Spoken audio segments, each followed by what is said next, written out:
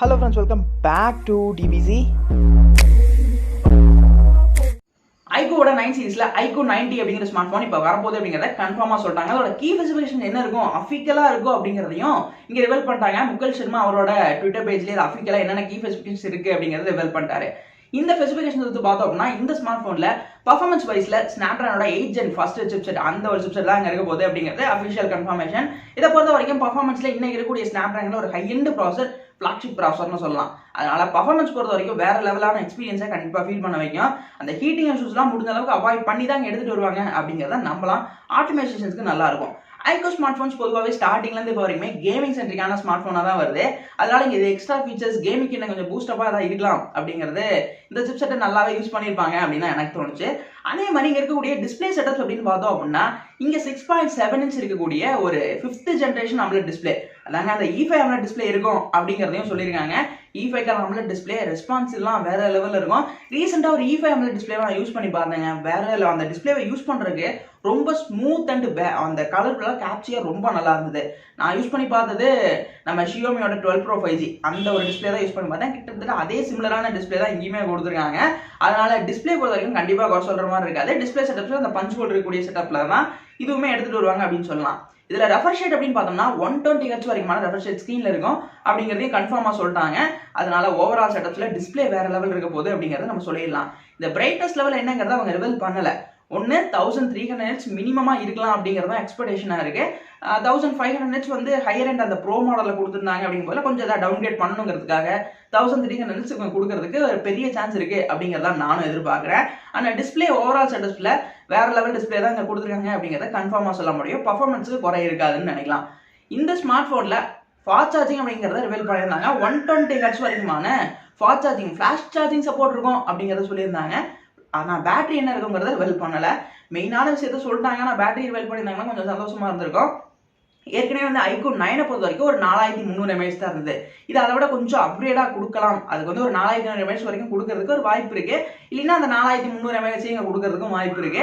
அந்த ஒரு பேட்டரியை கொடுத்து இந்த ஸ்மார்ட் போன்ல 120 வாட்ஸ்க்கான fast charging support, flash charging support இருக்க போது அதையுமே வந்து இங்க ரிவீல் பண்ணிட்டாங்க. அதனால இந்த செட்டப்ஸும் நல்லா இருந்தது. இங்க மெயினா இந்த ஸ்மார்ட் போன்ல ஒரு பெரிய விஷயமா இருக்குது இதுல இருக்கக்கூடிய கேமராஸ் சொல்லலாம்.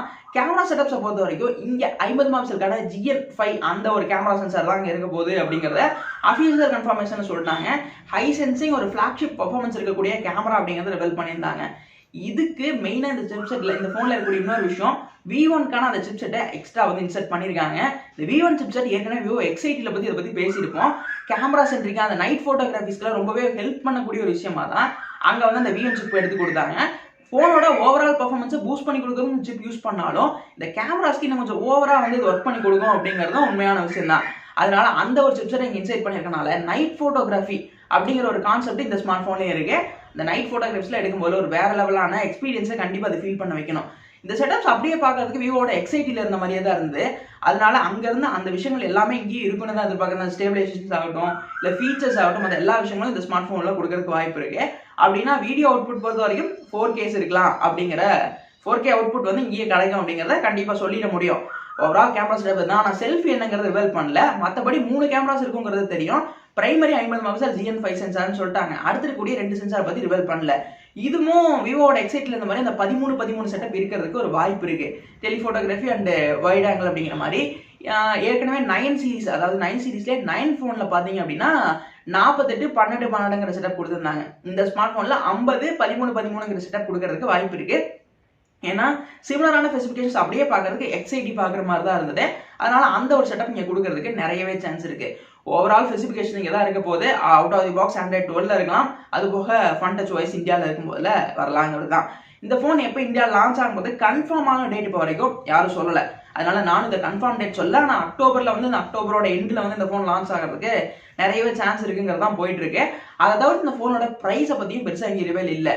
ஆனா இந்த போன் IQOO 9 விட கொஞ்சம் அப்கிரேடா இருக்கு. 9 Pro விட சில விஷயங்கள் கொஞ்சம் டவுன்கிரேடா இருக்கிற மாதிரி தான் இந்த போனோட செட்டப் இருக்கு. அதை பொறுத்த வரைக்கும் இந்த போனோட பிரைஸ் பாத்தீங்க அப்படின்னா ஒரு 50,000 ரூபாய் வரைக்கும் இருக்கலாம். ஏன்னா IQOO 9ல பாத்தீங்க அப்படின்னா ஒரு 42,000 ரூபாய்க்கு ஸ்டார்ட் ஆச்சு. 9 Pro பாத்தீங்கன்னா 62,000 ரூபாய் வரைக்கும் இருந்தது. இப்போ இதுக்கு இடைப்பட்ட ஒரு பிரைஸ் 50 to 55,000 ரூபாய் அந்த ஒரு பிரைசிங்ல இந்த ஸ்மார்ட் போன் இருக்கிறதுக்கு வாய்ப்பு இருக்கு. அந்த 8 128 ஒரு 50,000 ரூபாய்க்கும் 8 256 ஒரு 5,000 ரூபாய் 6,000 ரூபாய் சேர்த்து இல்லை ஒரு 3000-4000 சேர்த்து அந்த ஒரு பிரைசிங் செக்மெண்ட்ல இந்த ஸ்மார்ட் ஃபோன் வரதுக்கு நிறையவே வாய்ப்பு இருக்கு.